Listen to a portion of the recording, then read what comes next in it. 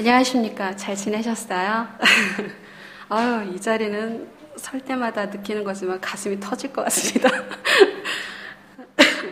오늘도 좋은 일기를 해주시고 이렇게 우리 아름다운 청년들의 놀라운 고백이 이 자리에 있었음을 하나님께 감사드립니다. 저희들이 말씀을 통해서도 주님께 영광을 돌리겠지만 제가 설 때마다 하는 설교는 목사님처럼 이렇게 거창하고 학식적이지 못하고요. 우리 아이들에게 꼭 필요한 것들을 주고자 하는 마음으로만 섭니다. 부족하고 연약하더라도 이해하시고 들어주셨으면 감사하겠습니다. 기도하시겠습니다. 전능하신 아버지, 오늘도 저희 심령이 주의 말씀에 담비가 내어지길 간절히 소원합니다. 주님을 향한 간절한 소망이 주님을 사랑하기에 부족함이 없게 하시고 아버지께서도 저희들을 통하여 온전한 영광을 받으시기에 합당한 선한 일들을 저희들에게 부어주실지 믿사오니 말씀을 들을 때마다 주님께 온전한 전심을 다한 마음이 모이도록 함께하옵소서. 감사드리며 예수님의 이름으로 기도드렸습니다. 아멘. 오늘 말씀을 읽은 것처럼 저희들이 오늘 보아야 될 것은 성경에 관한 것입니다. 성경을 통하여서 우리 청년들이 정말 주님 안에서 말씀의 놀라운 능력을 체험하고 또 그로 인한 능력들이 폭발적으로 일어나길 간절히 소망하는 마음으로 준비하였습니다. 성경은 총 66권이지요. 저희들이 잘 알고 있는 것처럼 구약은 39권, 신약은 27권 이렇게 되어 있습니다. 이 성경 66권 전부가 정경으로 된 것은 성경 스스로가 하나님 말씀임을 입증했기 때문이고 성경은 하나님께서 인간들에게 계시한 진리를 기록한 하나님에 의해 영감을 받아 기록된 훌륭한 책입니다. 모든 성경이 하나님의 감동으로 됐다라고 하는 그것을 직역하면 하나님의 숨결로 된 것이다 라고 나옵니다. 하나님께서 하나님의 영으로 온전한 영으로 부어놓은 놀라운 책이기 때문에 그렇게 말을 합니다. 이것은 성경의 기원과 내용이 성령과 직결된 것을 일컫는 것이기에 성경은 절대 모호하다라는 것입니다. 저희가 알고 있는 구약에는 모세오경, 역사서, 시가서, 예언서로 구분이 되어지고 신약은 공간복음, 사복음서, 역사서, 바울서신, 공동서신, 예언서로 구분이 되었습니다. 성경은 하나님의 말씀입니다. 성경의 저자는 누굴까요? 저희들이 다 알고 있죠. 모든 성경은 하나님의 감동으로 된 것이라 분명히 디모데후서 3장 16절에 나와 있습니다. 성경은 과연 하나님의 말씀인가? 성경을 평가할 때마다 초자연적인 능력의 말씀임을 저희들이 알 수 있습니다. 성경에 대한 우리의 생각은 확고해야 합니다. 강한 의지의 확실한 말을 전해야 합니다. 하나님을 불신하거나 무지하거나 비판으로 가는 그런 말을 인정하는 그런 태도는 아닙니다. 성경은 절대 작지 않습니다. 하나님에 대해 혼란스러워하는 것들에 대해서 명백하게 보여주는 것이 하나님의 성경입니다. 성경은 460명에 의해서 기록이 되었고 1년에 어마어마한 베스트셀러가 폭발적으로 빠져나오고 있습니다. 제가 알기로는 1년 판매량이 6억 정도로 보급되어지는 것으로 보편적으로 전해지고 있고요. 1600년 동안 기록되어진 이 책은 대략 50에서 60명의 인물이 저술한 것으로 동일한 주제로 기록된 기적의 책입니다. 구약의 뼈대는 모세오경으로 모세가 기록하였습니다. 그중 창세기는 성경 전체를 알게 하는 키워드고 레위기는 율법과 제사법을 알게 하는 것입니다. 성경은 머리로 이해하기에는 굉장히 불가능합니다. 살아계신 하나님의 말씀이고 정지되어 있지 않은 단지 이렇게 종이 위에 써져 있는 글씨들이 아니라는 것입니다. 성령의 감동으로 영감을 받은 학자들에 의해 기록된 완벽한 책입니다. 하나님의 성경은 하나님이 원저자이시지요. 그래서 인간의 개인적인 기록이 아니라는 것을 분명히 알 수 있습니다. 저희들이 영화 배너 아십니까? 배너 아시죠? 그게 윌리스라는 사람이 만든 건데 이 사람이 성경은 조작품이다. 조각조각 맞춰놓은 조작품이다라고 생각을 해서 내가 이거 완벽히 깨트려 놓을 거야 하면서 그걸 막 파헤치기 시작을 했어요. 그런데 그가 놀랍게도 로마서와 요한복음을 읽고 무릎을 딱 치며 그가 하나님 앞에 무릎을 꿇을 수밖에 없었습니다. 그래서 그가 배너라는 작품을 만들게 했습니다. 배너는 하나님의 뜻, 아들의 뜻이라는 것인데요. 성경은 살아 움직이고 길을 만들고 변화시키기 때문에 사람이 주일날 잠깐 볼 수 있는 그런 책이 아니에요. 일주일 동안 얼마나 저희들이 책을 읽고 있는지는 각자밖에는 알 수가 없지만 저희들은 이 성경을 통해서 자신을 계시하고 지금까지 생명으로 보급되어지고 있는 이 책에 대해서 사람의 뜻으로 만들어진 것이 아니기 때문에 알고 깨달았으면 실천해야 되고 그렇게 알아가야 되는 지침서라는 것이 저희 머릿속에 콱 박혀야 합니다. 그러나 머리로는 아는데 가슴으로 느끼기도 하는데 손이나 눈이 가지 않는다면 이것은 하나님에 대한 고백은 아닐 거라 생각이 되어집니다. 저희들이 책을 읽으면서 성경을 읽으면서 하나님께서 저희들에게 조명해 주시기를 간절히 소원하는 마음으로 먼저 기도하면서 읽기 시작을 해야 합니다. 그래야 성령 하나님께서 각자의 마음속에 그 성경을 통해서 언제해 주시는 바가 틀리다라는 것을 알 수 있게 되겠죠. 성경은 절대로 더해서도 빼서도 안 됩니다. 성경의 뜻을 알고자 해석할 때는 베드로후서 1장 20절에서 21절에 나와 있는 것처럼 먼저 알 것은 말씀의 모든 예언, 사사로이 풀 것이 아니라 예언은 언제든지 사람의 뜻으로 낸 것이 아니요 오직 성령의 감동으로 입은 사람들이 하나님께 받아 말하는 것이다 라는 것을 꼭 명심해야 합니다. 이단들은 굉장히 위험한 죄송한데 세상적인 말 한번 하면 이상한 짓거리들을 합니다. 그래서 앞과 뒤를 막 짜맞춰서 특히 저희는 감히 볼 때도 가슴이 떨리고 두렵고 두근두근하는 이 요한계시록을 갖고 너무 장난을 많이 쳐요. 그래서 이 요한계시록을 창세기하고 막 조인을 해갖고 이상한 말을 막 지어내는데 그것은 굉장히 위험한 것입니다. 그래서 이들이 말하는 것이 진짠가? 아닌가? 헷갈린 거예요. 왜냐하면 저희들이 성경을 정확히 모르기 때문에 그렇습니다. 이것을 그냥 감으로 느끼는 거예요. 이게 아닌 것 같아. 이게 이단인가 봐. 이렇게 느끼는 거는 굉장히 위험한 것입니다. 그래서 하나님을 믿는 우리들은 성경 읽기에 그 어떤 일보다도 더욱 열심히 해야 되고요. 하나님의 조명하심이 우리에게 늘 있으시기를 간구하지 않으면 안 됩니다. 두 번째, 신구약 성경의 주제는 무엇일까요? 예수 그리스도이십니다. 이 두 성경은 굉장히 틀리지요. 구약은 하나님 오실 예수 그리스도를 예언하면서 창세 전부터 있어진 일들을 써놓은 것이고, 신약은 육신의 몸으로 오신 예수 그리스도와 다시 오실 예수 그리스도의 기록을 해놓은 것이지요. 저희들이 하나님께서 왜 성경을 주셨을까? 왜 그냥 이렇게 저희들에게 그냥 일반적인 문서만 주셔도 되는데 이렇게 66권에 달하는 이 두꺼운 책들을 저희들에게 주셨을까 하는 목적을 한번 생각을 해보셨는지 궁금합니다. 이 성경을 주신 목적은 첫 번째 구원입니다. 구원에 이르게 하는 지혜가 있게 하기 위해서 나라고 나옵니다. 오직 이것을 기록함 너희로 예수께서 하나님 아들 그리스도이심을 믿게 하려 하며 또 너희로 믿고 그 이름을 힘입어 생명을 얻게 하려 함이다 라고 요한복음 20장 31절에 나옵니다. 주를 믿게 하는 것이 첫 번째 목적입니다. 두 번째는 생명을 얻게 합니다. 꽃꽂이는 생화잖아요. 그렇죠? 그러나 그것은 죽어있는 것입니다. 왜냐하면 뿌리가 없습니다. 우리는 근본적인 예수 그리스도의 생명이 없으면 영원한 생명이 보장되어지지 않습니다. 근본적인 생명은 예수, 그 생명이 내 안에 들어와 영원한 늘 우리를 예수 그리스도의 생명이라고 부르고 고백할 수 있는 영원한 우리의 하나님이 우리에게 있어야만 저희들이 살아갈 수 있는 목적이 생기는 것입니다. 우리는 회복될 수 없는 생명이 우리에게 있지만 예수 그리스도가 살아나심으로 우리도 살아남으로 영원한 생명을 보장받게 되었습니다. 성경은 신앙생활의 지침서이기도 합니다. 말씀은 멈춰있는 것이 아닙니다. 성경은 성령으로 기록된 것인데 성경의 기능이 무엇인지 한번 보겠습니다. 저희들이 말씀에 읽은 것처럼 모든 성경은 하나님의 감동으로 된 것으로 교훈과라고 했습니다. 이 교훈은 우리는 무엇을 믿고 행해야 되는가? 하나님 말씀입니다. 그렇죠? 향방 없는 허비하는 삶이 되어지지 않도록 하는 이정표 역할을 하는 것이 성경입니다. 두 번째, 책망과라고 나옵니다. 이 책망은 세상 살아가면서 수많은 시간 속에서 저희들이 살아가지요. 근데 어디서 잘못되고 무엇이 잘못되었는지 성경은 하나님의 음성을 알려줍니다. 날마다 소생시키는 능력의 말씀으로 우리의 삶을 스스로는 잘못된 것을 모르잖아요. 그렇죠? 이것을 수정할 수 있도록 합니다. 우리가 죄인이기 때문에 절대 알 수 없다는 것이죠. 말씀은 죄를 깨닫게 하고 채찍질해 주시고 하나님의 사랑으로 하나님의 자녀된 도리로서 그릇되지 않도록 도와줍니다. 세 번째, 바르게 합니다.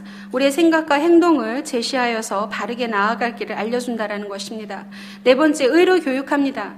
끊임없이 죄인된 인생길을 주님의 죽으심으로 인된 우리가 소생해서 지속적인 훈련으로 하나님을 깨닫고 하나님의 성품으로 삶을 배워나가 지속적으로 온전히 서도록 하나님께서 도와주신다라는 것입니다. 성경이 쓰여진 목적은 온전한 하나님의 사람을 무장시켜주는 데 있습니다. 하나님의 사람으로 서도록 한다라는 것, 하나님의 말씀으로 무장되어 당당하게 매 순간 겸손하게 내가 하나님의 작품이다, 온 세상을 향해서 외칠 수 있을 만한 완성되어져가는 그릇이 되도록 하는 것이 성경입니다. 교회 직분, 이것은 교사이기도 하고 집사님, 권사님, 장로님, 저희들 모든 직분들이 있습니다. 이건 명예직이 아닙니다.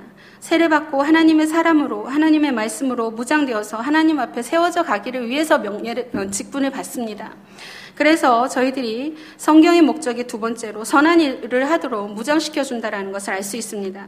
말씀으로 선하게 무장되어진 우리는 좌충우돌, 충동적인 삶이 아닌 하나님의 미랄이 되어서 왜 봉사하느냐? 말씀으로 자유케 되고 죄를 회개하고 치유하는 능력의 말씀으로 지금도 살아계셔서 역사하시는 하나님의 손길로 하나님 안에서 화목해 되어지는 것입니다. 필라델피아 파워주 교사가 있었습니다. 어느 날 그곳에 파송이 되어서 갔습니다. 너무나도 낙후된 가난한 동네였습니다. 그런데 그 동네에 4명의 청소년들이 있었습니다. 형편없습니다. 부모님이 안 계시거나 폭력적인 가정이거나 부모님이 나갔거나 병들어 있거나 너무 가난해서 도저히 얘네들은 우린 도대체 왜 난 거야? 나는 숨쉬고 사는 것도 싫어 라는 아이들을 4명을 모아서 날마다 큐티로 훈련을 시켰습니다. 그래서 이 아이들을 위해서 계속해서 기도하면서 훈련을 시켰습니다. 그래서 이 아이들을 계속해서 보호하고 케어하고 날마다 만나서 말을 하고 마음에 있는 온갖 것을 이 선교사님이 다 부었습니다. 이 아이에게 해주었더니 이분이 은퇴할 그 시점 무렵에 편지가 왔습니다. 놀라웠었습니다. 이 아이들이 그 큐티로 말씀으로 하나님의 말씀으로 바로 서면서 그 안에 인격이 형성이 되어지고 바르게 성장하면서 하나님이 작품이 되어진 결과를 이들이 보여서 편지로 보냈습니다. 이들은 중국 선교사로가 있었고 미 연방 총재로가 있었고 후보 대통령을 보좌하는 보좌관이 되었고 한 명은 후보 대통령이 되어 있었습니다. 그래서 이들은 하나님의 말씀으로 내가 그 구렁텅이에서 빠져나와서 이제는 빛을 보아 하나님의 제자가 된 이 몸으로 내가 이 세상에 이제는 하나님의 이름을 떳떳이 전할 수 있습니다라는 그 모습을 선교사님을 통해서 편지로 알려온 것을 제가 일화로 듣고 알고 있습니다. 성경은 이토록 위대합니다. 어린이들이 글을 모를 때 어머님들이 보통 특히나 여기 호주 와 있으니까 아이들이 글을 알아야 되는 것들에 굉장히 급한 마음들이 있습니다. 제일 좋은 교육의 자료는요, 성경입니다. 아이들에게 성경을 끊임없이 읽어주시고 같이 성경의 글자를 알게 하신다면 아이가 하나님의 인격을 형성해 나가면서 글씨도 금방 익힐 수 있습니다. 그래서 성경은 살아 움직이는 운동력 있는 말씀이라고 하는 것입니다. 어느 목사님께서 어느 청년이 목사님이 되어서 목사님이 목회를 하시다 성지순례를 갔습니다. 그런데 결혼할 때부터 와이프에게 내가 당신에게 모든 걸 다 허락하고 나도 당신 건데 한 가지만 하면 안 돼. 그랬더니 뭐냐 그랬더니 저 장롱 안에 있는 저 케이스는 절대로 열어서는 안 된다라고 얘기를 한 거예요. 근데 날마다 살아가면서 궁금증이 더한 거예요. 거기 막 근처만 가면 막 팔짝팔짝 뛰시니까 도대체 저게 뭐가 들었길래 저 난리냐. 막 이래서 목사님이 성지순례 갔을 때 딱 꺼내봤더니 아주 허름한 박스가 하나 나왔는데 녹이 설어 있는 거예요. 그래서 그걸 망치로 갖다 뽀겠어요. 도대체 뭐길래 내가 이혼하고 말지 왜 나한테 이걸 안 보여주는 거라고 빡 부셨는데 그 안에 낡은 성경책이 하나 있는 거예요. 근데 거기에 뭐라고 써 있었냐면 나를 나되게 한 것 이렇게 써 있었던 거예요. 성경책 위에. 알고 봤더니 이 사모님이 젊었을 때 소매치기 당해서 없어졌던 성경책이었던 거예요. 근데 이 목사님이 성경책을 그 자매가 너무 마음에 들어서 소매치기를 한 거예요. 얘 것에 대한 뭐라도 좀 갖고 싶어서. 근데 거기 보니까 성경책이 있는 거예요. 그러니까 이 사람이 이걸 애지중지하니까 여기에서 좋은 문구를 따갖고 내가 점수 좀 얻어야지 이라고 그거를 밤낮으로 읽은 거예요. 그러면서 그 안에 하나님의 말씀으로 살아 역사하시는 그 운동력 있는 말씀이 이 사람의 가슴을 후벼 파서 놀랍게 변화를 시킨 거예요. 그래서 목사님이 되어서 나타나서 이제 목사님 되기 전에 결혼해달라고 그렇게 얘기를 한 거예요. 딱 갔다 하고 이제 알기는 알았는데 일단은 비밀을 건드리지 말라는데 건드렸잖아요. 그러니까 미안하다고 막 사과를 했는데 갑자기 목사님께서 무릎을 딱 꿇면서 내가 당신 때문에 한 줄기의 빛을 보았고 나에게 새로운 인생을 살게 해준 것이 당신이다. 이걸 깬 것이 무슨 소용이겠느냐고. 나는 당신에게 너무 감사하다. 놀라우신 하나님을 알게 한 것은 나에게 인생에 큰 빚을 지게 한 것이다 라고 고백을 한 일화 또한 제가 들었습니다. 이토록 성경은 굉장히 놀라운 것입니다. 한 사람의 인격을 후벼 파고도 나음이 믿고 그 사람의 인생을 돌이키기에도 부족함이 없는 것이 바로 놀라운 하나님의 말씀이십니다. 성경에 대한 신자는 저희들은 이 성도들은 어떻게 해야 될까요? 이 예언의 말씀을 읽는 자와 듣는 자와 그 가운데 기록한 것을 지키는 자들이 복이 있나니 때가 가까웠다라고 계시록 1장 3절에 나옵니다. 읽는 자는 누굽니까? 읽어야 된다라는 거예요. 그래서 말씀을 알면서 그 비밀을 깨달아야 된다는 것입니다. 듣는 자, 들어야 한다는 것입니다. 믿음은 들음에서 나고 성령의 역사가 일어납니다. 대예배, 성경 공부 등 또 커피 브레이크 굉장히 중요합니다. 말씀이기 때문에 중요한 것입니다. 세상의 말씀이 멈추면 세상에 말씀이 멈췄어요. 그래서 정의라는 것도 없고 선함도 없습니다. 그럼 만약에 그렇다면 마약과 폭등이 일어나서 끊임없이 이 사회가 망가질 수도 있습니다. 말씀이 반면에 회복이 되어진다면 이 사회도 회복이 되어질 것입니다. 들을 때 기도하면서 분별력을 가지고 들어야 합니다. 이단은 절대 정당화될 수가 없습니다. 믿는 자들을 공격하기 때문에 이 악한 세력들을 언제나 처단할 수 있는 방법은 말씀을 반드시 똑바로 알아서 무장되어야만 그들과 싸울 수 있습니다. 그래서 아무 데서나 성경 공부자 하자 그러면 절대 하면 안 됩니다. 반드시 출처를 목사님께 상담하셔서 목사님께서 안 된다라고 하면 절대 가면 안 된다라는 거죠. 많은 곳에 성경 공부한다는 곳에는 반드시 이단이 도사리고 있기 때문입니다. 세 번째는 지키는 자입니다. 크리스천답게 적용하면서 행동해야 합니다. 여호수아 1장 8절에 이 율법책은 내 입에서 떠나지 말게 하며 주야로 그것을 묵상해서 그 안에 기록된 대로 다 지켜 행하라. 그리하면 너의 길이 평탄하게 될 것이고 내가 형통하리라 라고 말씀하십니다. 들었나요? 말씀을 깨닫나요? 그러면 지켜야 합니다. 삶에 적용하면서 지켜야 되고 귀한 마음이 할례를 받아야 합니다. 감동하면 정죄하거나 비판하지 말아야 합니다. 겸손히 말씀을 따라 지켜야 합니다. 소홀히 여겨서도 안 됩니다. 말씀은 내 마음대로 다루어서는 안 된다라는 겁니다. 우리 삼시세끼 다 먹지요. 그러니까 어떤 사람이 나는 하루에 2끼 먹습니다. 그래도 나는 하루에 1끼 먹습니다. 그래도 이 육신의 몸을 위해서 먹는 것만큼 중요한 것이 하나님의 말씀인 영의 말씀입니다. 말씀을 가지고 하나님 앞에 담대히 나가야 합니다. 나의 죄를, 나의 부실함을, 나의 연약한 존재인 것을 성령 하나님의 조명을 받기 위해서 고군분투해야 합니다. 그래서 정성을 들여야 합니다. 성경이 봐도 되고 안 봐도 되고 시간이 있으면 보고 시간이 없으면 안 보고 그런 게 아니라는 겁니다. 반드시 시간을 내서 봐야 되는 게 성경이고 오늘만 내일부터 볼게 라는 아니람도 안 됩니다. 하나님이 저희들에게 부어주신 놀라운 은혜를 생각한다면 저희들이 그런 정성 갖고는 하나님을 믿을 수가 없어요. 하나님에 대한 정성이 필요하다라는 것입니다. 어려서부터 주의 말씀을 심취시키는 그런 습관이 필요합니다. 저희 청년들 아직 어립니다. 아직 결혼을 안 했기 때문에 아직 어리고 더욱더 성경과 함께하는 삶을 주님 앞에서 반드시 지켜야 합니다. 나 스스로를 성경을 읽는 것이 삶의 즐거움이 되어야 합니다. 하나님께서 늘 하시고자 하는 말씀을 마음속에 항상 알 수 있게 하는 것은 성경을 읽는 방법밖에 없습니다. 하나님과 더욱 더불어 말씀을 읽다 보면 더 깊이 교통할 수 있습니다. 말씀을 통해 늘 하시고자 하는 주님의 뜻을 거룩히 받을 수 있는 영의 자녀가 되어야 합니다. 우리 청년들 아직 20살부터 30대 안짝입니다. 그러나 그 시간은 절대 철들어서 내가 잘할 수 있는 시간은 아닙니다.